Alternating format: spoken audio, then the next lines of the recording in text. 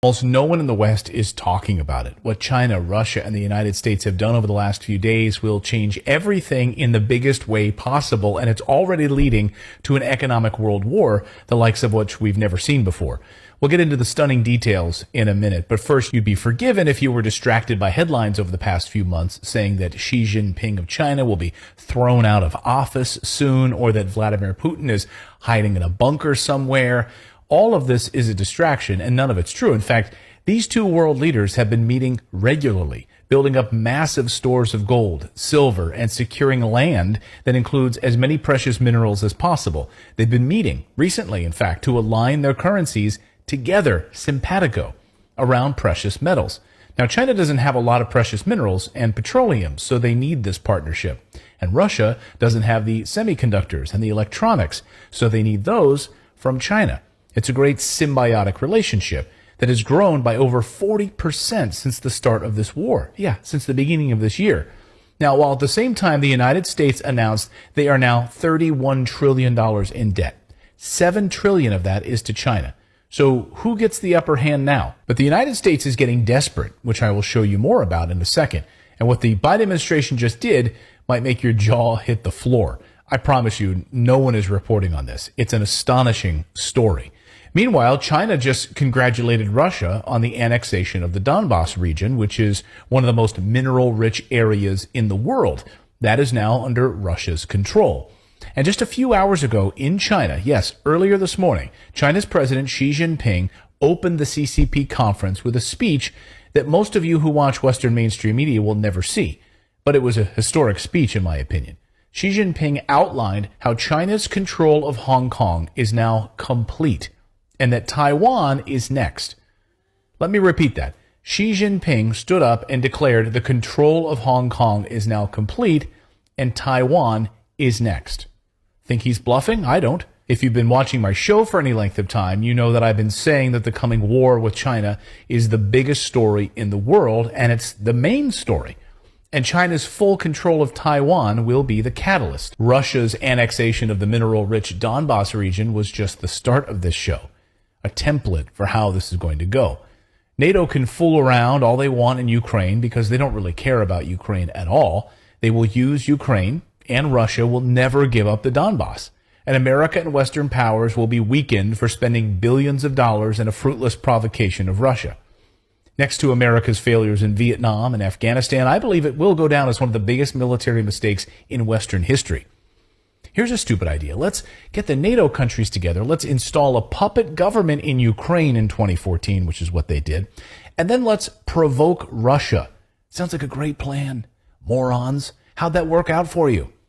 We will be able to look at a calendar and pinpoint the moment when Western leaders created an energy crisis and an economic catastrophe that crippled Europe and by proxy America, all in an effort to somehow preserve the U.S. dollar's role as the reserve currency of the world. It didn't work. Oh, and now Russia controls eastern Ukraine, which is filled with precious minerals. It was a failure. The main movie is about to start, though, so get your popcorn, because it's going to take place in the South China Sea around Taiwan. Now, I've said this before, and I'll say it again. China will take control of Taiwan. This is inevitable. The People's Republic of China will retake the islands controlled by Taiwan, and there's simply nothing the United States and NATO will be able to do about it. Listen to Colonel Douglas Macgregor.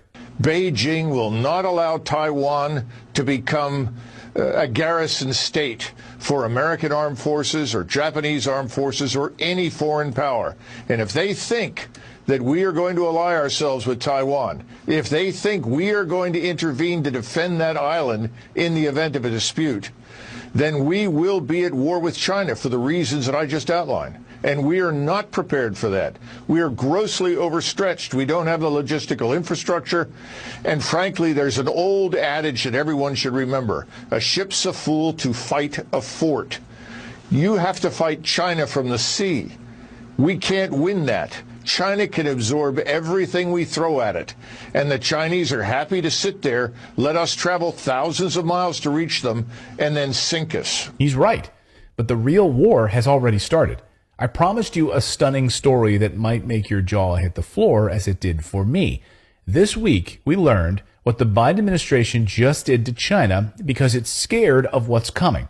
Now, Michael Burry, you might know him as the guy who accurately predicted the housing collapse in 2008. Christian Bale played him in the big movie, The Big Short. Now, he tweeted this week and said this, a critically important story not getting enough attention, and he pointed to Jordan Schneider's coverage of what the United States just did to China. So, what is this critically important story?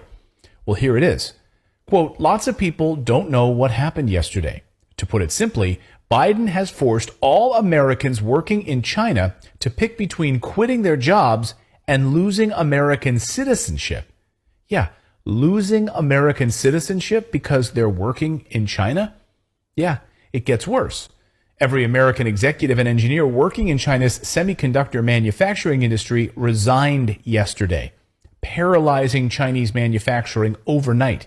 Yeah, this just happened. One round of sanctions from Biden did more damage than all 4 years of performative sanctioning under Trump. With the new Biden sanctions, all American suppliers of IP blocks, components, and services departed overnight, thus cutting off all service to China. Long story short, every advanced node semiconductor company is currently facing comprehensive supply cutoffs, resignations from all American staff, and immediate operations paralysis. This is what annihilation looks like.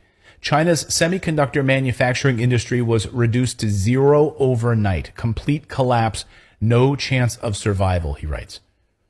So what then? How does China respond? Will they just sit back? Of course not. So what island produces the largest amount of chips in the world? What island did Nancy Pelosi fly to recently to check on her investments with chip manufacturers? What island immediately restores China's chip dominance by being under China's full control? This is what war with China looks like. That's why Russia and China have been stockpiling gold and silver and precious minerals, specifically for these component parts, but also to shore up their currencies. Zero Hedge reports that Putin has been building up his defenses against economic sanctions for years.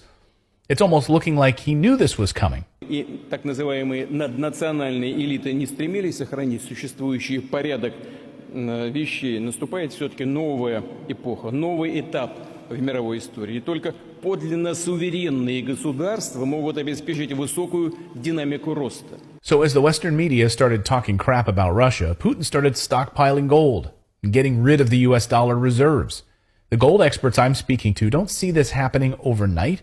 No, they see like a 6 to 7 year time frame for the complete US dollar collapse and the rise of currencies backed by gold. That's why we partnered with our friends over at the Gold Royalty Company for this video. They're an amazing gold company that doesn't actually have to mine for gold themselves. They make money on the royalties by putting their money behind the best gold mining projects in the world and then reaping the best profits from the miners that do all of the legwork. It's a brilliant strategy. It's kind of like what Sony Music just did when they bought Bruce Springsteen's entire music catalog for $500 million. Sure, they paid that up front, but what they're getting, of course, is nonstop royalties from those songs for years to come. So anytime a Springsteen song is played on the radio, boom, Sony gets paid. So it's very similar to how Gold Royalty Company makes its money off of the royalties from these gold mines that they've invested in. So GROY, I'll put their stock ticker up here on the screen. You can check them out on the New York Stock Exchange. And I'll explain more about them in a minute because it's one of the best companies in the world, in my opinion. And they're on their way to becoming a multi-billion-dollar gold resources company. So last week, Representative Alex Mooney of West Virginia quietly introduced a bill in Congress. It didn't get much attention, but what it did was to put the U.S. dollar back on the gold standard. That was the bill before Congress. Yeah, there's a real concern among a handful of American politicians that the collapse is coming faster than expected. Just look at how the U.S. is handling the inflation problem right now. Biden's economic advisor, Cecilia Rouse, was asked this morning on television, when will the so-called Inflation Reduction Act start actually bringing down inflation? Here was her response. Yeah, I'm just curious, and a lot of Americans are curious, when the so-called Inflation Reduction Act will really start to bring down inflation. So the many parts of the bill will start to take effect next year. For example, there are tax credits for energy to help people weatherize their homes and also bring down other forms of energy costs. So we are focused on helping to make that transition to clean energy in a way that brings down energy